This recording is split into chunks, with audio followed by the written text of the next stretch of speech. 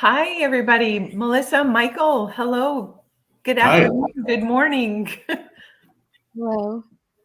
It's great to see you both. Happy Friday. thank you. Yeah, it's good to see you. The Friday of the full on into holiday season now. It's December 2nd, and I'm freaking out just a little bit that it's already here.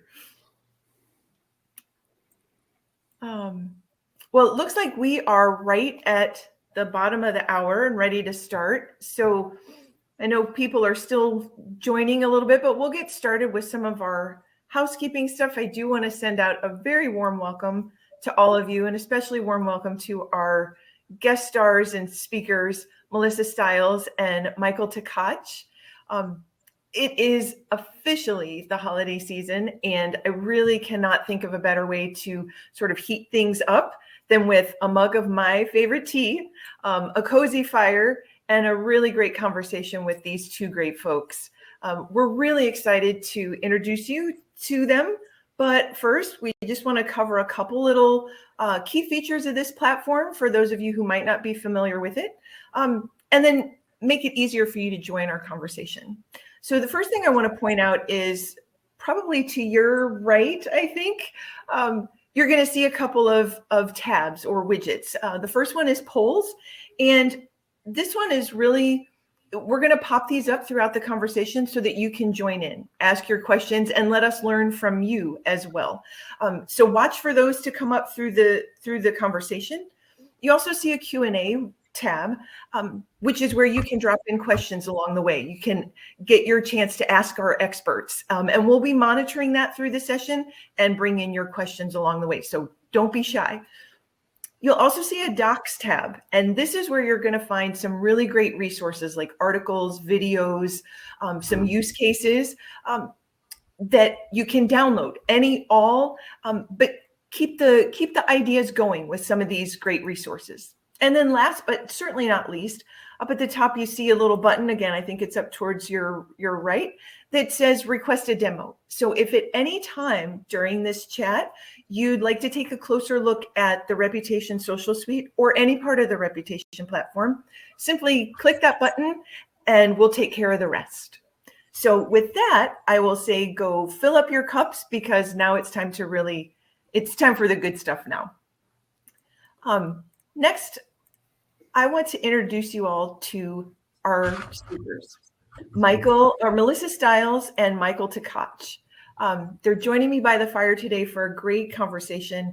Melissa is the Chief Marketing Officer for Storage Asset Management, and she heads up marketing sales for the company and its 500 plus managed self-storage facilities. And Melissa defines multifaceted. She masterfully leads everything from marketing plans and social media to social events and special events and business development. Melissa is a sought-after speaker for her expertise in digital marketing, online rentals, and grassroots marketing. And I and the rest of us at Reputation are over the moon that she's here to share a few of her secrets and successes with us. So Melissa, welcome. Thanks, Shannon, and thanks, everyone. Thanks for Reputation. I'm excited to have this chat with you and Michael. That's awesome. We're really thrilled that you're here. And Michael, welcome to you. Michael is the Director of Brand and Digital Communications for VCA Animal Hospitals, the world's largest provider of comprehensive veterinary care and a part of the Mars family of brands. Now, Michael is a true storyteller with more than 25 years of healthcare communications experience, and he's the creator and the protector of VCA messaging. So in his role as Director of Brand and Digital Communications, he oversees brand storytelling, reputation management, and social media operations for more than 900 hospitals for both their employer and consumer brands. And he does this across all of their external platforms, their channels, their communities. He's the guy. Michael, welcome to you. It's so great to see you. Thank you. Yeah, we're glad to have you here. So with that, I will just say welcome again. Everybody, you're in for a real treat. So we're going to throw another log on this fire and tee up our very first question for our experts. So we all know that, social media is constantly changing. There are new rules all the time, new algorithms, new platforms that pop up. I mean, look at the speed at which TikTok has grown, for instance, new content formats, all of that stuff. So how do you, managing, Melissa, your 500 plus locations and your brand? Michael, you've got your brand and 900 plus locations. How do you stay on top of this ever changing environment that we know as social media? Melissa, I'll throw it to you first. How do you keep track of it all? Sure. Yeah, it's not easy, especially I feel like there's a new network jumping up every day and not sure which one to jump on and which one will have the longevity. But I think first it starts with having good people around you, whether that's your internal team.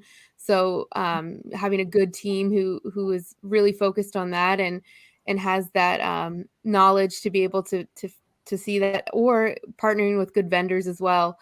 But I think one of the things we do is we'll watch similar industries. Storage isn't sexy. It's just not. It's not cute. We can't post cute animals like Michael does. I think that's so fun, but storage is just not that. So we'll look at what other industries that are doing in retail that are close and seeing how we can adapt that to storage. I think there's also one of the things that I say is look at the habits of you and your friends as well. I noticed that I started searching more for more things on TikTok. And we started, shifting some of our resources there as well. And then also there's plenty of blogs out there like Moz, Search Engine Land, Reputation, has a blog as well. So all of those resources combined can really make sure that you're have your thumb on the pulse of social media. I really like that. Especially the part about learning, going outside of your industry. And I don't know, some people might find storage sexy. You never know. But it is great that you're taking advantage and leveraging what others are doing to try to make storage a little more compelling and a little more interesting and keep people coming back. Michael, how do you do it? Because like Melissa said, you do have the advantage of, pets and fur babies and that emotional connection. So how do you stay on top of all of this? Really, it requires the person who's leading social media, the head of social media at the enterprise level, to be a very hands-on leader and not really downsource this to junior staff or to other departments to make critical decisions about content channels and communities. Okay. The head of social media really has to be self-educated. You really have to be someone who is constantly reading, constantly attending webinars, Yep. really being on top of the latest developments. I mean, just the things that have shifted from a brand safety perspective with Twitter and Facebook in the past year and a half, was so unforeseeable for legacy social media managers who were around in 2008, 2009, 2010. So really it's it's a bit of a balancing act because certainly, we all work in very lean and increasingly leaner organizations. But there is a responsibility and really an accountability for the head of social media to be that enterprise consultant and really be on top of things that are happening. And the easiest answer I have for you is just consistently and constantly reading, listening, and learning. That's true of so many things, but especially with social media, like we were saying, with all the continual changes. So one other thing I'll quickly add is that one thing we've introduced in the past year at VCA is a social media steering committee at the support office level. Okay. And this is an integrated, multidisciplinary team of experts from across all the different business units. And this has really allowed us to bring things to the table in a way we didn't have before. Really, the burden, the weight was really all on my team to come up with all the new ideas and solutions. A steering committee allows people to feel that they're involved and engaged and that they have a forum where they can bring things to the table to be heard and to be considered. Because in many organizations, it's simply a no. It's like, no, we're not going to have a TikTok account, or no, we're not going to be on Snapchat, or no, we're not migrating from Twitter to Mastodon. But a social steering committee really creates that forum where people can step forward and share their ideas in a way that they feel heard. Oh, I like that. So kind of getting like crowdsourcing your ideas and getting them involved from the get-go. That's Mhm. really fascinating idea. It's And I also a think- great way. It's also a great way of avoiding the shiny new object syndrome. which social is full of the shiny new objects, right? Yes. All right, so I'm going to kick it out to the audience, and we want to learn from you. So we're going to pop up our first poll. We want to know what your social media strategy focuses on. So are you looking at, when you're putting together your content calendars, thinking about the platforms that you want to use, or maybe like Michael was talking about, you get a steering committee together. Is your goal to acquire new followers or customers? Do you want to nurture the customers and the followers that you have? Are you trying to get out there as a thought leader, sharing some educational content, if you will? Or maybe it's a combination of those things. Maybe you're wanting to acquire them, but then you want to engage and nurture them. Or maybe it's something completely different. So you might choose something else. And if you do answer something else and you're willing to share, we'd really love to learn more about what you're doing. So you can drop those in the chat session, and we'll continue learning from you. So let's see what we've got here. We've got, it's pretty evenly mixed right now with acquiring new followers, nurturing loyal followers. Oh, but the biggest one, yep, a combination. Right now we've got most of the folks doing that. And I think that's really smart. So you get your new followers, but then you don't forget about them. All right, so let's go ahead and close this poll and move into talking about that. What the acquisition. So we saw that, a good many of the people that responded to the poll, they're really focused on acquisition. So Michael, let's start with you this time. What secrets do you have for attracting new followers? How do you go out and find people who would then want to know what's going on with VCA? So there's a couple of ways we do this, but probably the one that's most surprising is an outside-in perspective, where we really look at the channel for which we're trying to grow the audience, and then looking at what the demographics of that existing channel audience look like. And this might be, this might feel very simplistic, but it really does help. One thing that we learned in the past year is that, for example, our national Facebook page, which has grown by 100,000 followers in the past 3 years, has really shifted in demographic from being a page that was pretty much Gen Xers and below to a page that is dominantly people who are 65 and older, which is really surprising. I mean, we would never have guessed that, like out of all the demographics, that would be the one that would be leading our Facebook growth. But knowing that and understanding that allows us to think about who that client is and what that client wants and needs. And what they want is validation. They want information. They want education, and possibly even a little entertainment. They want to know that they've chosen the right brand and that this brand understands them. We'll get them the information that they need for their pets, but we'll also kind of play the role of jester and keep them entertained with kind of fun and kitschy content alongside the valuable medical information. So we found that longer form posts, videos, longer stories really perform extraordinarily well on Facebook, whereas they may not on Twitter, Instagram, or LinkedIn. What's particularly interesting about that is that this is a demographic that has the time to read them. So this is not a group that's flying through and scanning through their feed while they're commuting to work or between meetings at work or between feeding their children and doing their household chores. These are people who have time to read a 1,000-word story and click through and actually read it and comment on it rather than just seeing the headlines. So that's really the first way. The second way is understanding, of course, the marketing personas for our brand and understanding who those people are and where those people might be. And then we have done quite a bit of targeting for our brand storytelling since our national brand refresh earlier this year. trying to grow certain segments of our marketing personas. But for the most part, it's really understanding the platform and who's likely to be there, and then trying to sell them something that feels valuable and it feels validating. I think that's the best way of putting it. Yeah. Yeah. So they feel like they're making the right choice and the best choice. Mm-hmm. Yeah, that's really fascinating. And I'm really fascinated by your followers and the demographics that you shared. I would not have thought that either. No, it was a big surprise. Yeah. Melissa, how about you? What are you doing that's attracting your followers and showing them all of the things that they want and need to know about storage?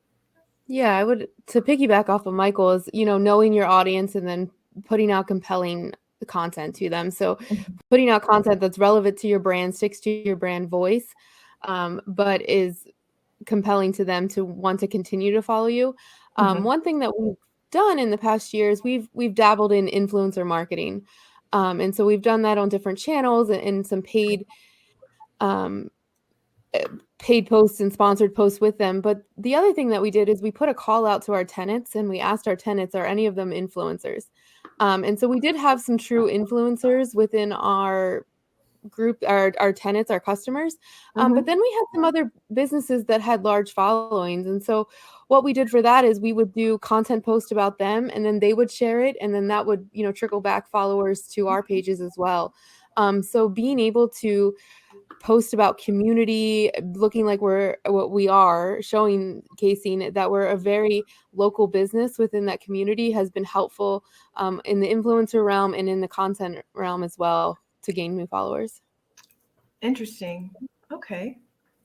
So let's keep that conversation going.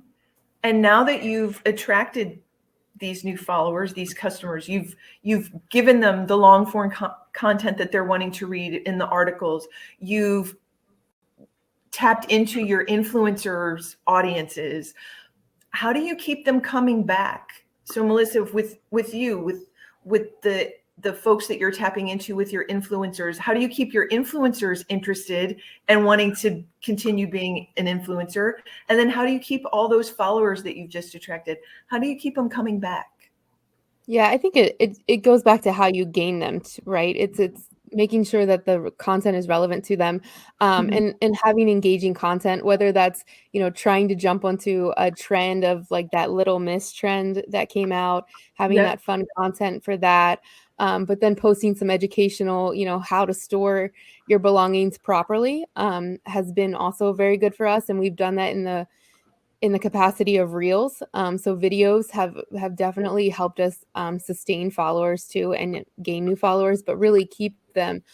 So really posting the content that's for the tenants, if there's a issue at the property, posting that kind of thing. So making sure that's relevant to them in their communities, and then sharing the stories too. One of the things that we found works really well is sharing the story of our staff. So they want to learn more about our staff and who they are and what they like to do outside of work. So those type of content posts have kept them engaged on our pages. Great. Yeah, it lends a more authentic and takes the brand off of the brand and lets people realize, oh, there are people there. Michael, how about you with VCA? You've got these new followers, ones that were sort of unexpected. How do you keep them coming back with compelling content and inspiring messages, things like that? Sure. So one thing that we've found in recent years has been that people really do love, and this may be the veterinary industry specifically for a variety of different pandemic-related factors, but people really do love the live events, and they really do engage people in a way that, static posts and a consistent feed might not engage them. When we started doing our Ask VCA Live series during the pandemic, we would maybe have 100 people attending live, and then the video would see, additional views and engagement over time. Now we're doing them once or twice a month, and the viewership has increased to between 900 and 1,000 every time we do one.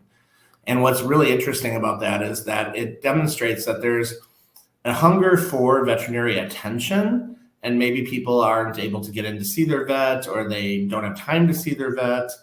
Maybe they don't have a vet, but they want to get answers to these basic questions and understand these conditions and risks for their pets, so that they can be better pet owners. So I think that is really, really interesting. On the flip side, we have introduced a series for our Instagram lives, which are really focused on career factors and kind of behind the scenes, kind of the mission, purpose, vision, and values of VCA in the wake of our brand refresh earlier this year. Those are also quite engaging and have just gotten better and better. They really have the look and feel of a talk show.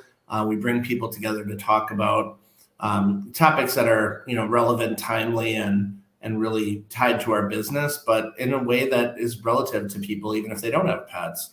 This week's event was about giving back to pets, people, and planet, and featured 4 doctors who travel the world and do global volunteerism, sharing their skills with underserved communities, and have left an impact on 4 continents.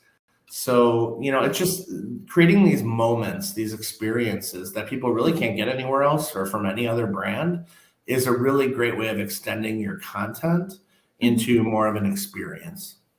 I really like that. And, as a content marketer at heart and a social media manager, these kinds of things are always really intriguing to me, because that's probably the hardest part of this, is finding inspiration for new content, things that will keep people coming back or attract them in the first place. So that takes us to our next poll. We're going to go out to our visitors and our audience and ask you, where do you go when you need inspiration for fresh social content? Where do you go? So are you looking also at your internal teams? Maybe you go to your customers. Maybe like Melissa, you turn to influencers, look for influencers, or Michael, he's got his internal steering committee. Or maybe you're looking at what you've done before, your previous top performing posts and sort of building on those. Maybe you're hopping on the latest TikTok craze and learning, perfecting your dance steps. Or maybe you don't know where to go for inspiration, and that's why you're here with us. So let us know where you go when you're looking for inspiration for your social content. We got a lot of folks looking at their customers. The latest TikTok craze, that seems to be the winner right now, is the latest. And I don't blame you. There are a lot of, they get a lot of engagement on TikTok. I, on the other hand, not quite brave enough to be there, because really no one needs to see me dancing.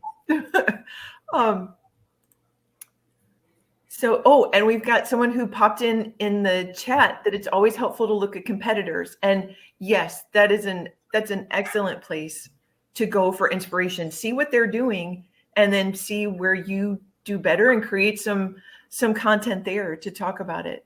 So we'll close this poll. Thank you guys for sharing where you go, because that's inspiring for us as well to see where you look for information. And I'll toss it up to our experts, and let's dig into some of the work that you've done, some of the great content that you've put out there. Melissa, we're going to start with you.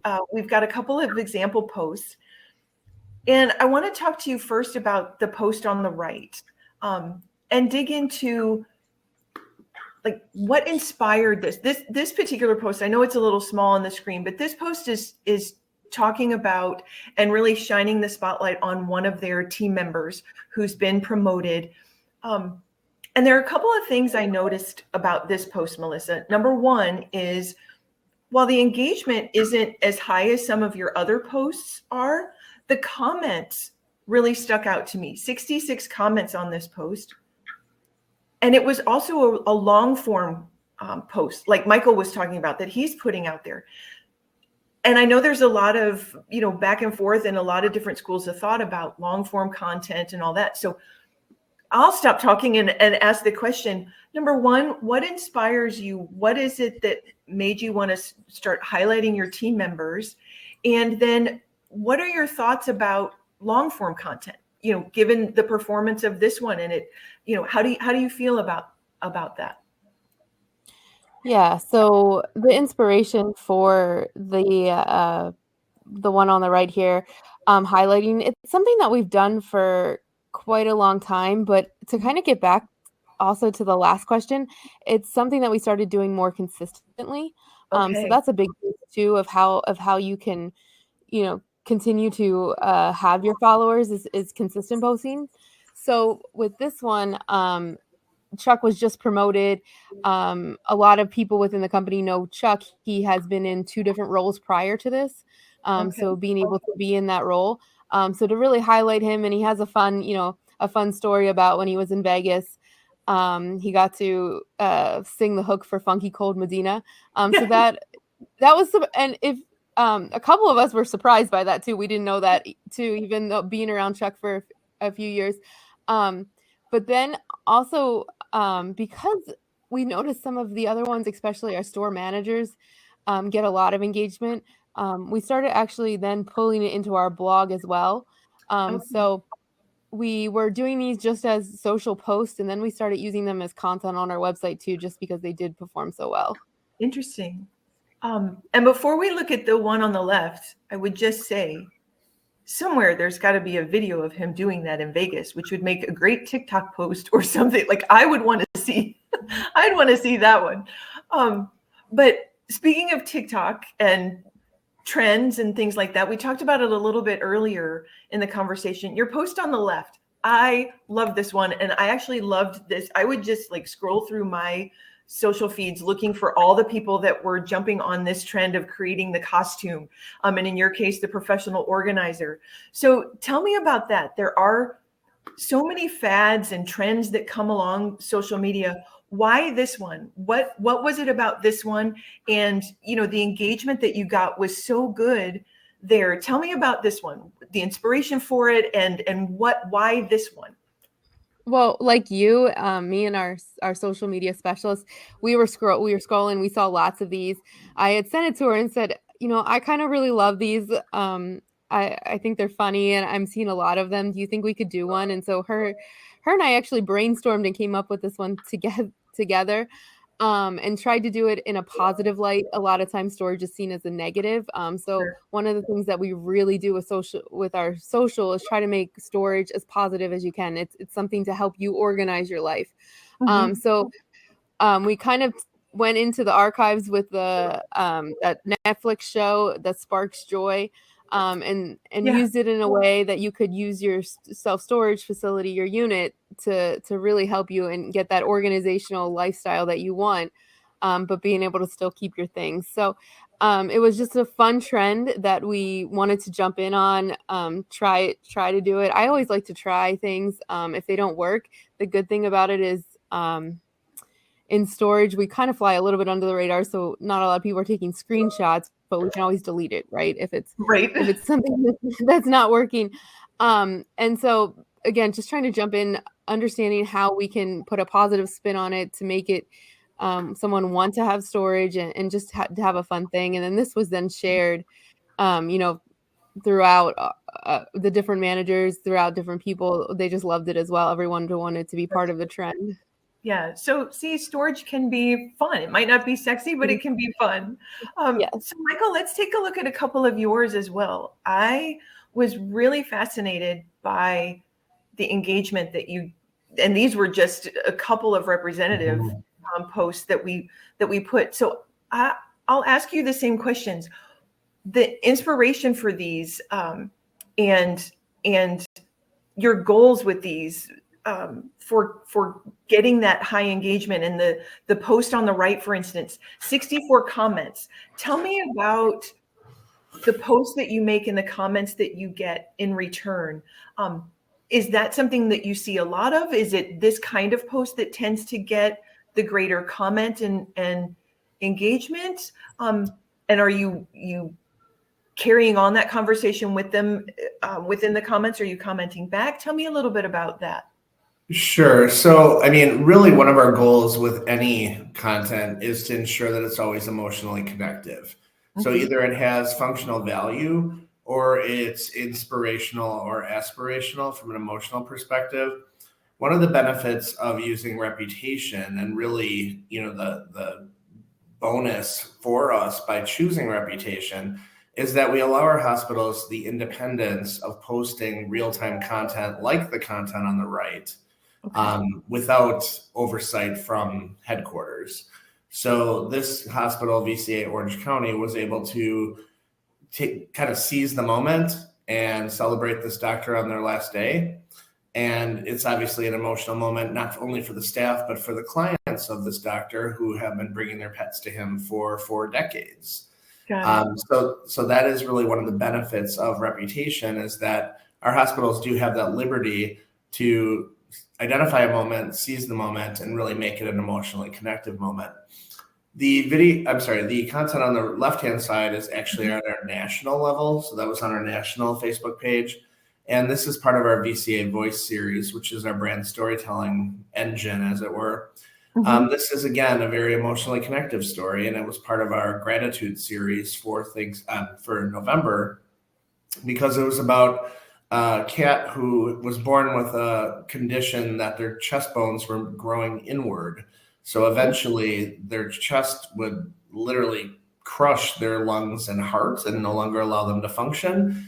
And this doctor actually, when the cat was only 8 weeks old and weighed a pound, was able to do microsurgery and correct the condition before it caused any further complications. Wow.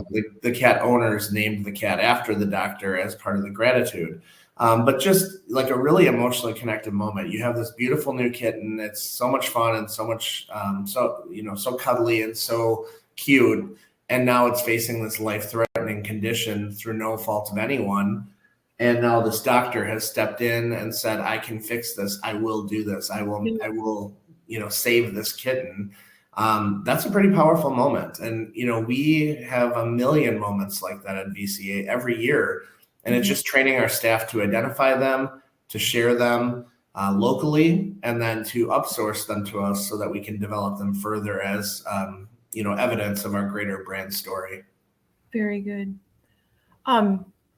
Well, while we're on the topic of content that creates that engagement, we're getting some questions in the Q&A about metrics. So let's pop up. We've got a poll question of our own about social media metrics. So tell us how your metrics are. I'm going to toss this one again back out to our audience and ask you about your metrics. So when you think about social media metrics, are they a critical part of your strategy? Do you feel like they're pretty good, but they could be better? Maybe they're kind of basic. You're looking at likes and shares, or, maybe you're new to all of this and it's just a total enigma. Like, where do I even start with metrics? And this one's actually kind of surprising to me. We've got a neck and neck with their metrics are good, but they could be better. And then those that are basic, they're looking at likes and shares, which, I don't think you guys are alone in that. So we'll close the poll now, and I'm going to ask our experts about social media metrics. Everybody talks about vanity metrics, likes and shares. How do you go beyond just likes and shares? Michael, I'll start with you. When you're thinking about social metrics, which ones are important for you to track? Which ones matter the most to you? It's funny. They haven't changed much over 14 years. It's sad to say. But I think that, the metrics we see as most valuable are that whole customer journey funnel, that whole conversion funnel where we start with our reach and how many people we actually touch with our content, whether that be measured in individual reach or in marketing impressions, through the engagement level where we understand like what people did with the content. Did they like it? Did they comment on it? Did they share it? And then really what we call the consumption level, but from marketing language is more of a conversion point, where did they do what we've asked them to do? So in my world, which is so much about content marketing and brand storytelling, is did they read the story? Did they click through to read the story, or did they just read the social post, like it, and move on? So really, and then in other cases, there may be other calls to action where we're asking people to, sign up for one of our events or sign up for a mailing list for a particular service line, convert and become part of our newsletter, join our loyalty program. There's so many different calls to action, but that conversion point is probably the most critical because it shows that we actually drove a business impact rather than just the soft metrics of reach and engagement.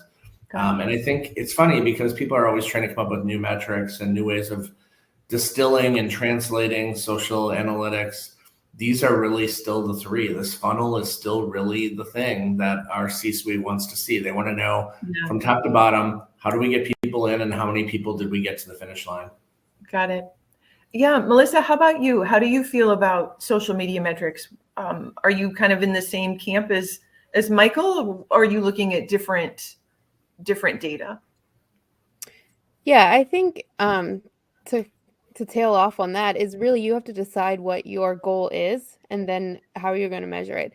So with us, social media is a lot about brand awareness. So how do we measure that? That's the page reach. So we're looking a lot at the page reach. How did this get? How did this content do compared to others, and who did it reach? I think too, there are some occasions where our social media, we are trying to get direct rentals from it. So we have it set up, as Michael talked about, the customer funnel, where we can see the conversions of rentals that came directly from a Facebook or an Instagram post as well.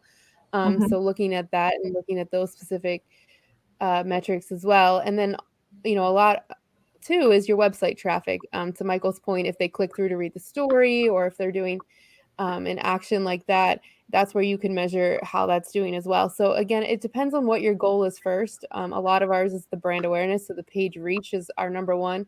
But when you start to dig in and you want conversions and you want traffic to your website, then you can look at those metrics as well. Awesome.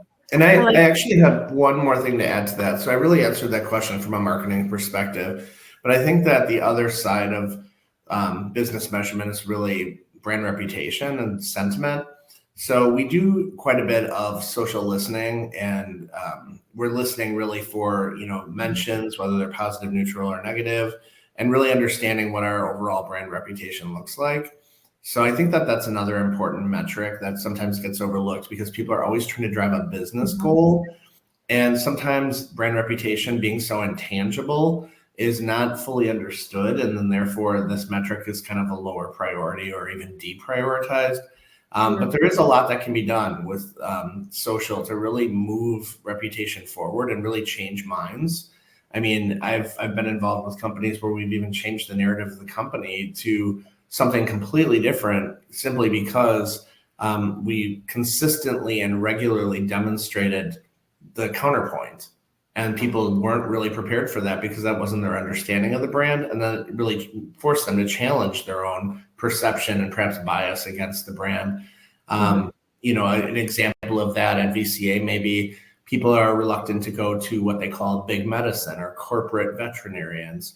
But when they actually see that our hospitals have a legacy of hometown care that predates VCA, and the staff and the care also predate VCA, and that we're just continuing that tradition with greater support resources and really making it able for people in their hometown to have access to higher quality medicine than an independent hospital may be able to provide, it really makes people change minds.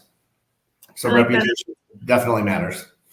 It 100% matters. And I really love that you're incorporating social listening data to inform the decisions you're making about how, when, where, and what you're posting. But I don't want to go too far down that road because that's a whole other session we could have, on a whole different day for a whole other hour, right? But I want to move ahead a little bit and have a little fun with this. It is the holiday season, as you all can see. I'm full on holiday mood, and mood.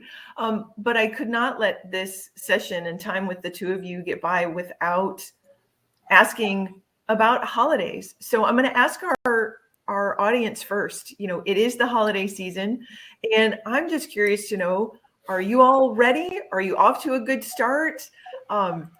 Maybe you're still full from Thanksgiving turkey. Do you want fresh ideas for your social media content? Are you debating, should I post? Should I not post? Tell us how things are going in your world. Yeah, we've got a few folks. We've got them off to a good start. You know what? I'm with you. Those of you that are still full from Thanksgiving, that's really me. And I'm really grateful for my stretchy pants. So yeah, we've got a lot of people off to a good start, and those looking for fresh ideas for social media content. So we'll close this poll, and I'm going to go back to our experts and ask you guys, with the holidays in full swing, there is some debate. Should I post holiday content? Should I not? What makes good holiday content? So what are your thoughts? Melissa, I'll start with you. Holiday content. Yes, no, when, how often? What do you think? I think yes. In general, holiday content is good. We started yesterday with a post that talks about getting the holiday spirit by getting your decorations out of your storage unit. It was this cute little cartoon post to do that. But I think when you are doing social media, you just need to be conscious of your audience as well. So, making sure you're acknowledging all holidays that your audience may celebrate, and that I think would make you a very aware company and your holiday content appealing to large audiences. But I would make sure that it's relevant and make sure it makes sense. And then videos are always good as well. Sure. And again, the storytelling. So like right now we are doing a campaign with St. Jude's. So you can donate money at any of our stores, and we're trying to raise, a certain amount for St. Jude's. So that storytelling of that and having that holiday connection and what we're doing is definitely been worthwhile too. And then we can post that on social media. We can post, we made different things that if they wanted to, they can share on social media that they donated to our campaign as well. So tying that all back together is helpful as well. Awesome. And Michael, how about you? Holiday content? Yes, no? What do you think? Yeah, I think there's a right way to do it. It's a bit of a layer cake. We've really focused on the holidays as a season of gratitude and giving back. So our VCA charities messaging is front and center. We have a call to action for our hospitals to participate in giving at the corporate level. Clients can donate to benefit charities to keep pets in homes and help pets find more homes. The second level of that, again, is our legacy of hometown care. I mean, we have 46 states, 900 hospitals. There's so much going on in all our hospitals, and elevating that and celebrating it at the national level is really important. But then I think the last thing is knowing when to go quiet, which is, the week of the holidays, no one wants to hear from anyone. They've focused on themselves, their families, and what's important to them. So we tend to go dark from probably Christmas Eve until, the day after New Year's Day, just to allow people a break from, from all the constant barrage of social content. Sure. Well, and, selfishly, it's kind of a break for us as well, right? To, having to come up with something during that week when you're wanting to enjoy friends, family, loved ones, that kind of thing. So so it's very front loaded. The holidays are a great time to celebrate, but we front load our messaging to allow that break at the end. Nice. Very nice. Well, we are just about to the end, but I don't want to let this flame die down. So I'm going to just ask you both to think of one thing that we can leave our friends with, a tip, a trick, maybe a lesson that you've learned, some nugget that they can take away with them.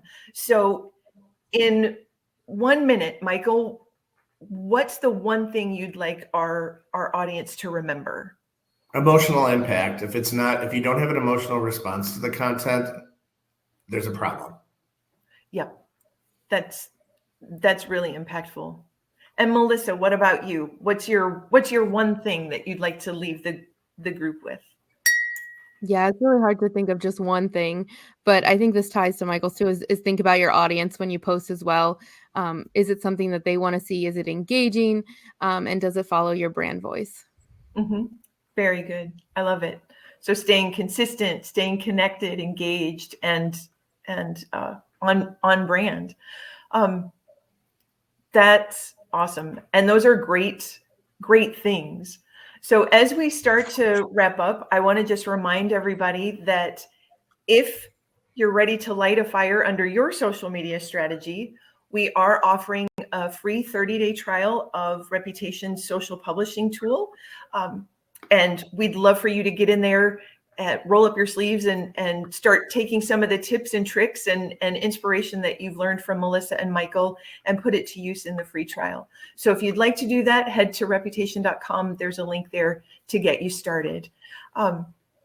We've also got some fantastic resources. I mentioned them earlier in the session, but if you head to the Docs tab, you'll find links to success stories. We've got a great success story with Melissa in storage asset management, VCA's fantastic use case. We've got a video, an article, and fantastic resources available on demand at reputation.com, or simply download them from the Docs tab here.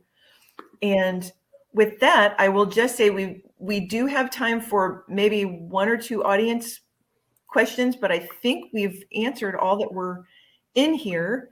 So I will just say, again, this has been so much fun. I have finished my tea, but I could go on for hours and hours more.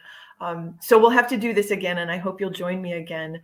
Michael, Melissa, I just can't thank you enough for sharing your time, your stories, your expertise with all of us. I truly enjoyed getting to know you better and chatting with you.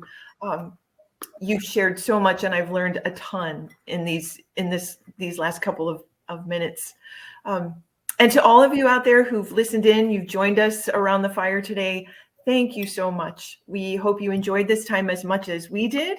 And I hope you're taking away some expert advice that you can get started using this afternoon or Monday. So I wish you all a great afternoon, and I wish you the happiest of holidays. See you soon.